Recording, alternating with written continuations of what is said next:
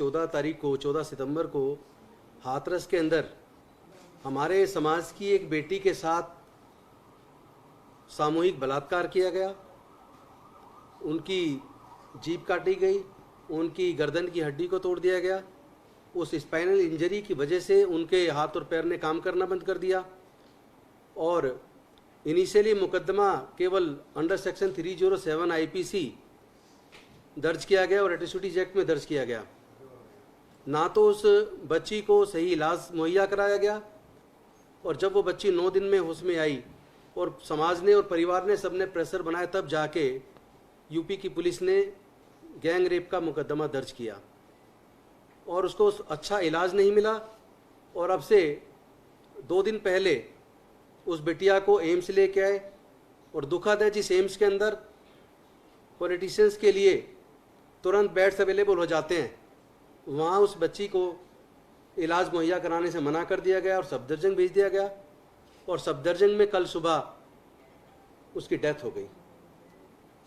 पूरे समाज को ये संदेह था कि यूपी की पुलिस पक्षपात कर रही है, ठीक से इन्वेस्टिगेशन नहीं कर रही है और हो सकता है बॉडी को चुपचाप ले जाएं। वहाँ पे उस बच्ची के पिता और भाई और रिश्तेदार मौजूद थे, समाज के काफ़ी लोग मौजूद थे, लेकिन वहाँ एक ऐसी गाड़ी एम्बुलेंस लगा दी गई जिसके आगे नंबर प्लेट भी नहीं थी। हम लोग एक साइड में किनारे पे फिजिकल डिस्टेंसिंग मेंटेन करते हुए खड़े हुए थे, थोड़े थोड़े गैप के बाद। तो वहाँ हमारे साथी अजय दत्त जी ने आगे आके पुलिस को कहा कि ये जो गाड़ी है इस पर तो नंबर प्लेट भी नहीं है, आप कहाँ लेके जा रहे हैं बॉडी को।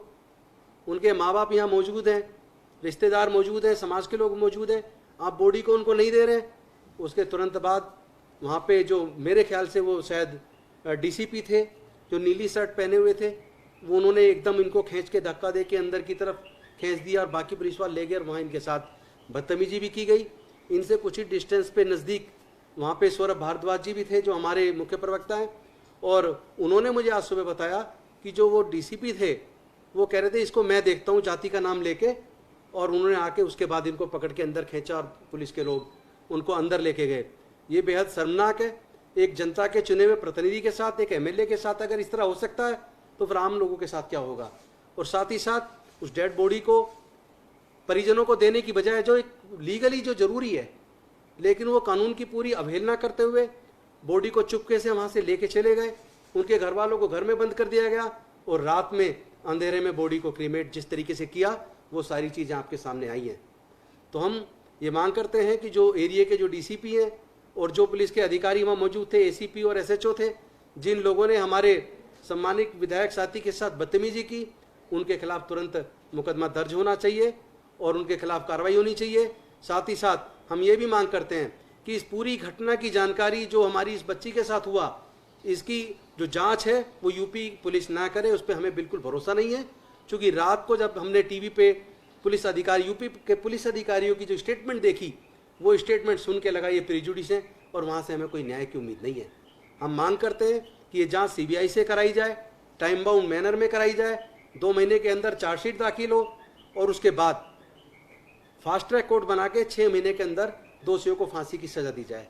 साथ साथ हम ये भी मांग करते हैं कि पीड़ित परिवार को 2 करोड़ रुपए मुआवजा दिया जाए, उनके परिवार को एक सदस्य को सरकारी नौकरी दी जाए और साथ में ये भी मांग करते हैं उस परिवार को सुरक्षा प्रदान की जाए, क्योंकि वहाँ सुरक्षा के नाम पे कुछ भी नहीं है। परिवार बेहद डरा हुआ है। उसके भाई ने और बेटे ने हमें बताया कि उनको लगातार थ्रेट्स मिल रही हैं और उनको कोई उम्मीद नहीं है कि न्याय मिलेगा, और साथ में उनको ये भी डर है कि कहीं उनके साथ कोई बड़ी वारदात ना कर दी जाए, इसलिए उनको सुरक्षा मुहैया कराई जाए। अब मैं चाहूँगा कि जो वारदात मेरे साथी अजय दत्त जी के साथ हुई वो उसके बारे में बताएं। कल जब हम सफदरजंग हॉस्पिटल गए तो वहाँ लोगों ने बताया कि जो बेटी का पीड़ित परिवार है उसके साथ पुलिस अभद्रता कर रही है और उनको बॉडी नहीं दे रही है, और उसी समय एक बिना नंबर प्लेट की एम्बुलेंस वहाँ ला के खड़ी कर दी गई बॉडी ले जाने के लिए। हमने उनसे पूछा, भाई आप ये बॉडी कहाँ ले जा रहे हैं? तो उन्होंने बदतमीजी शुरू की। तुम्हें क्या मतलब? पहले एसएचओ ने, फिर एसीपी आए, वो बदतमीजी करने लगे, फिर डीसीपी आए, वो बदतमीजी करने लगे, और डीसीपी ने पकड़ के हाथ में धक्का देके और गालियां देते हुए कहा इसको ले जाओ, इसको बनाते नेता इतना। और उसके बाद एसीपी और कुछ पुलिस वाले अंदर ले गए और मेरा कॉलर पकड़ के मेरे साथ बदतमीजी की, थप्पड़ मारे मुझे और वहाँ से गाली देते हुए और थप्पड़ मारे, लात मारी और बाहर की तरफ धकेल के भगा दिया। मेरा ये पूरे संविधान में जितने लोग बैठे हैं उनसे बहुत बड़ा प्रश्न है कि जो चुने हुए लोग हैं, मैं दलित समाज से आता हूँ, मेरी ये रिस्पॉन्सिबिलिटी बनती है कि कोई भी दलित समाज का व्यक्ति या बेटी या कोई भी बेटी जो पीड़ित है उसकी फैमिली के साथ खड़ा होना मेरी रिस्पॉन्सिबिलिटी है, उनको संतावना देना, उनके दुख में खड़ा होना मेरी रिस्पॉन्सिबिलिटी है। अगर हम उनके दुख को बांटने गए हैं तो पुलिस पूरा का पूरा एक नया वहाँ पर प्रपंच रच रही है, छुपा के बॉडी ले जाने की कोशिश कर रही है। जो पीड़ित परिवार है उसको बॉडी लेने का हक था, उसको बॉडी नहीं दी जा रही है।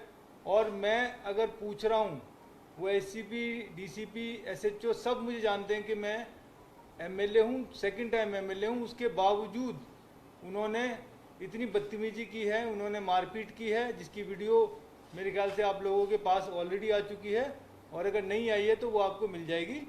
तो ये दिल्ली पुलिस क्या चाहती है? क्या इस देश में कोई कानून व्यवस्था है?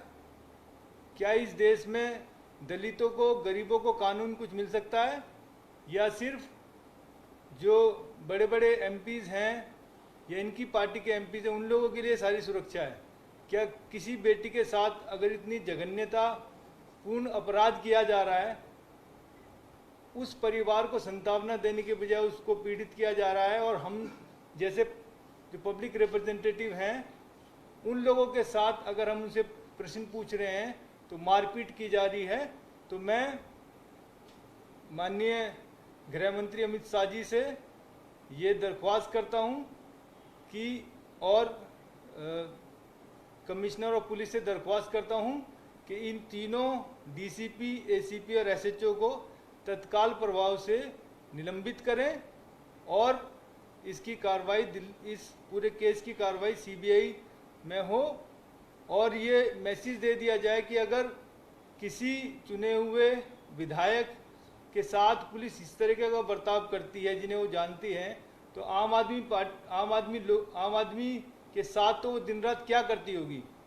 तो मेरा यही मानना है कि अगर न्याय हो तो पूरा हो, उस पीड़ित बेटी के लिए हो और इस कॉन्स्टिट्यूशन के साथ जो लोग जुड़े हुए हैं उनके साथ न्याय हो, यही मेरी मांग है।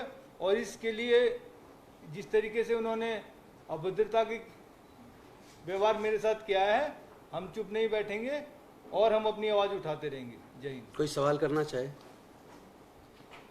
आपने पुलिस के बयान का जिक्र किया, यूपी के लॉ एंड ऑर्डर के एडीजी उनका सुबह बयान आया है, उन्होंने कहा कि जो यूनिट की हड्डी तोड़ने की बात कही जा रही है, जो जीप काटने की गलत है, बरामद।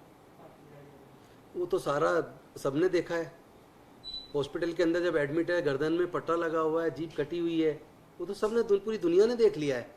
और वहाँ के पुलिस के इतने वरिष्ठ अधिकारी अगर इस तरह की बात करते हैं तो फिर उस यूपी पुलिस से न्याय की हम लोग क्या उम्मीद कर सकते हैं? इसीलिए शायद यूपी के अंदर गुंडे तत्वों के हौसले बुलंद हैं, क्योंकि वहाँ की पुलिस ऐसे लोगों को कहीं ना कहीं सपोर्ट करती है।